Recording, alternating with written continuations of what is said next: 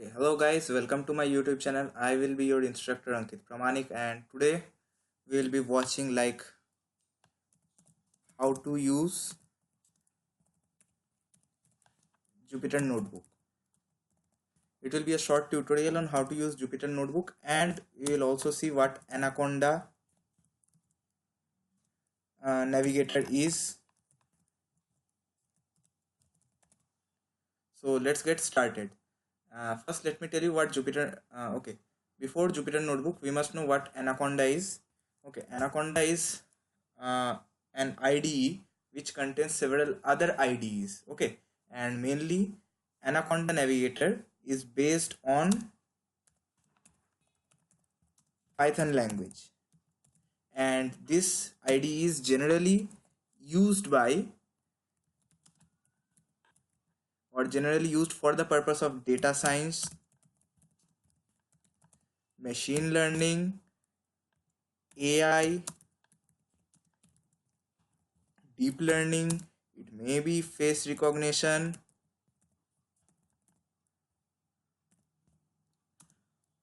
or any Python related purpose, or there is another thing that if you have heard the name before, that is the R language.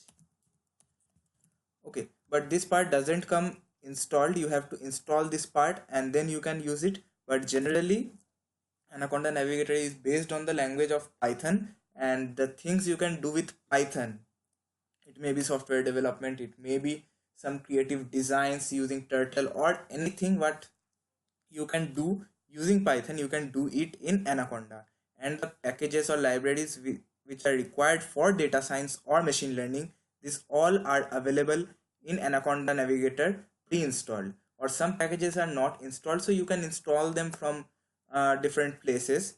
I'll be showing you how to install them. Okay, and within Anaconda Navigator there is an IDE. Okay, there are several other IDEs also, but one of the most used IDE is Jupyter Notebook, and another famous one is Spider. Uh, okay, another is Jupyter Lab.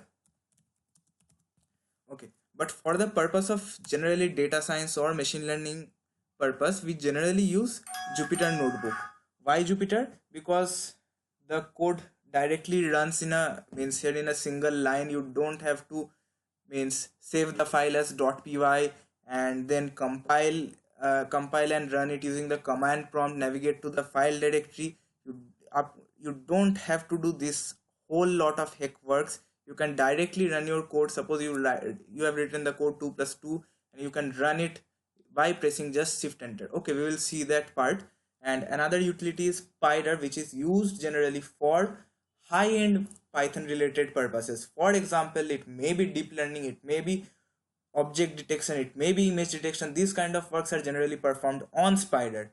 So we will, in this video, we will see how to use this Jupyter Notebook. So okay, first let me tell you how to and from where to install this Anaconda. Okay, so anaconda.com. Oops. Yes, anaconda.com is the official website for downloading Anaconda. If you have reached over here, just navigate to the download option.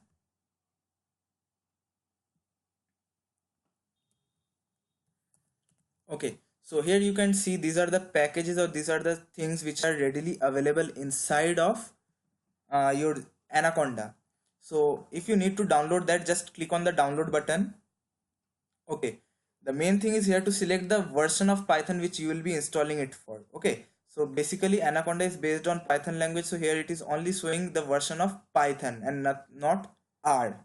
And within that, whatever your OS is, whichever is the bit version of your OS, like it may be a 64-bit version or a 32-bit version, based on that you must download. But before downloading, you must select your operating system. It may be a Mac OS. Generally it is clicked on Mac OS. Click on Windows first and then 64 or 32 based on your system. Fine. After you are done with the installing part, if you want to run your Anaconda, okay, you need to search for Anaconda first. There will be two things shown to you: Anaconda prompt and Anaconda Navigator. Let me tell you one thing, if you click on Anaconda prompt, it will show you a command prompt like box, like I'm showing you, wait. Okay, something like this will open up, and this is generally used for some installing some packages or removing some packages. So you don't need to open the Anaconda prompt. There was another option, Anaconda Navigator. Just click on Anaconda Navigator. It will take some time, 1 or 2 minutes based on your machine, and at the end it will show you something like this. Okay, there are many more utilities over here for me. In your Anaconda, this much things won't be there. The main things which will be there are Jupyter Labs, Notebook, and Spider. Okay, now next, coming to the purpose, like which is used for what, 2 or 3 line definition is given here, along with the version of the notebook also, or Spider, whatever be the IDE. So these three are generally available in all Jupyter or all Anaconda Navigator. So the next thing you have to do is click on the launch button. Okay, and here you can see web-based interactive computing notebook environment. So it will open up on your default web browser, whatever it may be. It may be a Microsoft Edge, it may be Google Chrome, it may be anything else. Like I'm using Torch browser, so it will generally open up in my Torch browser. And if Jupyter Notebook is not working through Anaconda Navigator, or if there is some problem that Anaconda Navigator is not running in your system, what alternative you can do is, on Google you can search for online Jupyter.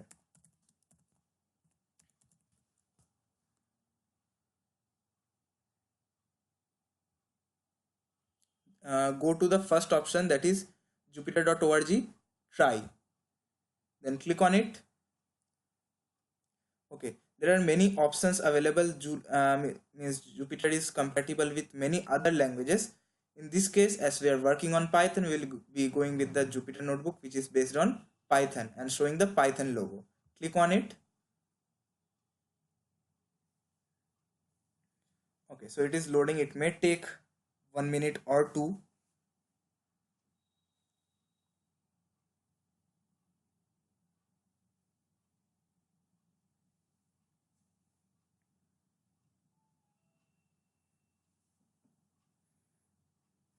Okay, so those who are using online Jupyter, for them I must mention that you must have a continuous internet connection. Like if your connection gets disconnected in between, your whole notebook will be gone. Okay, and there is no autosave feature that is available on this online Jupyter. And if you are using on offline, means through Anaconda Navigator, a page like this will open up. There is one option, new, you can see on the right side. Click on new. There is one option, Python 3. Click on Python 3.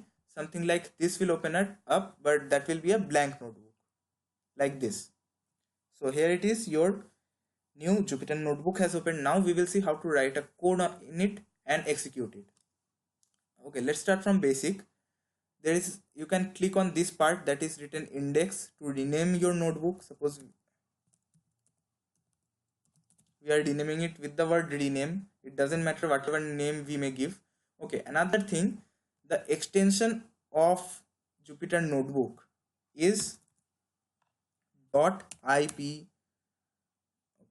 I is missing, .ipynb, that denotes I Python notebook. Okay, and this is a special file format which can only be read using Jupyter Notebook or Anaconda.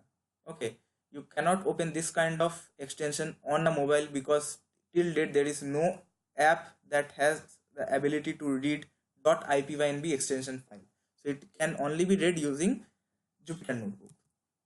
Okay, so coming to the part, if you want to add lines, okay, means there is only one line to write your code. If the line gets finished or you want to add another line, click on the plus button, it will insert another line. If you want to delete some line, select the line and there is a scissor button which will delete the line.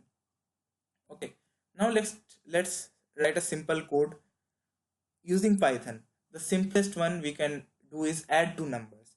In C or C++, we have to write 3 or 4 lines to write just a basic simple code.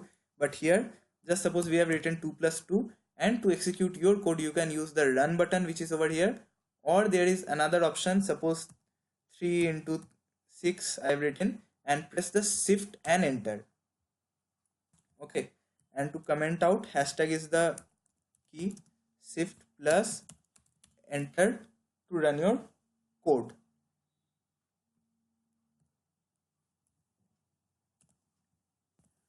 Okay, so to run your code there is a shift and enter you can use, and to save your notebook or to download it, so you cannot save it because it is running online.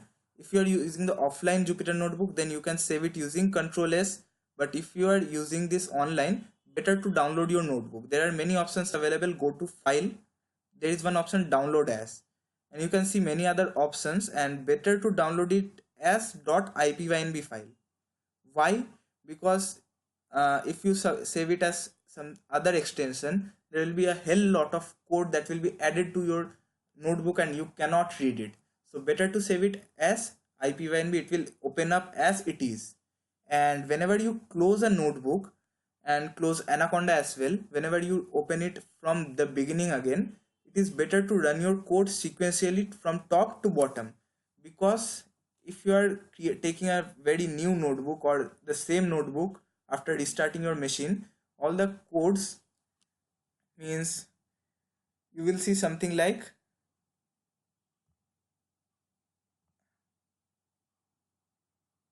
okay, like this, that if a code successfully runs, there is a number between in, and if there is some output, there will be some output written as out. You can see the difference over here. I have executed this line. There is one number given inside in and one number given inside out. Okay, so this means that the code has successfully executed and we can see the output. But you can see here there is no number inside this box is in, and there is no out box also, means this code hasn't been executed yet. So we need to execute it, and at times you may see some problem, like there will be a star inside of this one, there will be a star, means your the code is currently running but it is not getting executed. This may happen due to some internal or machine errors or net problem. In that case you have to restart your kernel. Go to kernel and restart your kernel. Okay, these are the things you should keep in mind. And furthermore, there will be more videos related to this and Python programming and data science or machine learning. I hope it may reach you all. And if you like my channel, my video, you may give a thumbs up, like button, or subscribe to my channel for more updates related to this and data science or machine learning, because I will be teaching you data science and machine learning from basics, from uh, just ABC to Z. It will be there. So stay up, stay connected. Please subscribe and don't forget to give the like button.